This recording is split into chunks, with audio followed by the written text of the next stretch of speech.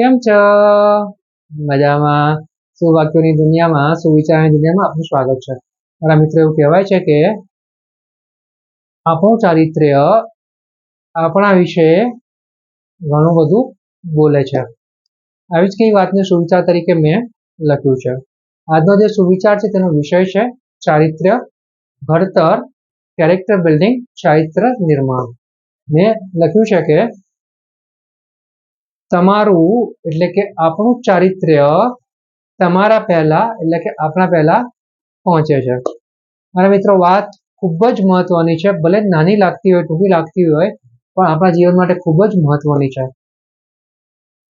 એ આપણે અનુભવ્યું હશે, જોયું હશે, અને આપણે ક્યારેક એવું વર્તન પણ કર્યું હશે કે જ્યારે આપણને કોઈ વ્યક્તિ મળવા માટે આવે છે અથવા આપણી સાથે વાત કરે છે ને આપણે તેના વિશે થોડી પણ આપણને માહિતી હોય છે, તો આપણે તરત જ તેના ચારિત્ર્યના વિશે એક ધારણા કરી લઈએ છીએ અને તે જ રીતે આપણે વર્તન કરીએ છીએ.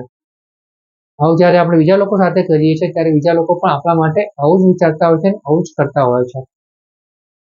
તો મારા મિત્રો, વાત એટલી જ છે કે ચારિત્ર્ય એવી વસ્તુ છે કે જે કોઈ પણ વ્યક્તિ ઉપરથી લઈને નથી આવતું. એ વાત અલગ છે કે જો આપણો ઉછેર કોઈ સારા કુટુંબમાં થયો હોય, સંસ્કારી ઘર હોય અને આપણને ઘણું બધું શીખવાડવામાં આવ્યું હોય, ચારિત્ર્ય વિશે સમજાવવામાં આવ્યું હોય, તો આપણને મદદ ચોક્કસ જ મળે છે. પરંતુ જે ચારિત્ર્ય વિશે શીખ્યા છીએ, સમજ્યા છીએ, તેને આગળ લઈ જવામાં આપણો પોતાનો પણ ફાળો હોવો જોઈએ. કારણ કે આપણા ચારિત્ર્યનું આગળ જે નિર્માણ કરવાનું છે તેની જવાબદારી આપણે જાતે જ ઉઠાવવી પડશે. મારા મિત્રો, વાત બસ એટલી જ છે કે આપણે આપણું ચારિત્ર્ય એટલું સરસ બનાવી રાખીએ, જે આપણા મનમાં છે, જે આપણા દિલમાં છે, તે જ આપણા ચારિત્ર્યમાં છલકવું જોઈએ. કોઈ પણ આપણા વિશે બે મત ના કરી શકે, અને જો બે મત કરતું હોય તો તેનો પ્રશ્ન છે. કારણ કે સામેવાળો શું વિચારશે, સામેવાળો શું કરશે, તે આપણા હાથમાં નથી. આપણા હાથમાં ફક્ત આપણું ચારિત્ર્ય છે, આપણું કેરેક્ટર છે. બસ મારા મિત્રો, આમ તો આપણે બધા જ સ્માર્ટ છીએ, હોશિયાર છીએ, સમજીએ છીએ કે આજના સમયમાં ચારિત્રનું શું કિંમત છે. મારા મિત્રો, આપણે આજથી જ આપણા ચારિત્ર નિર્માણના કામમાં લાગી જઈએ.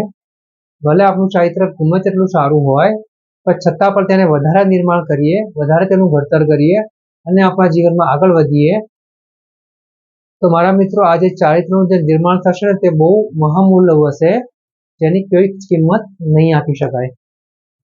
અને આ જ કેરેક્ટર છે, આ ચારિત્ર છે જે આપણને આપણા ગયા પછી પણ આપણને જીવતું રાખે છે.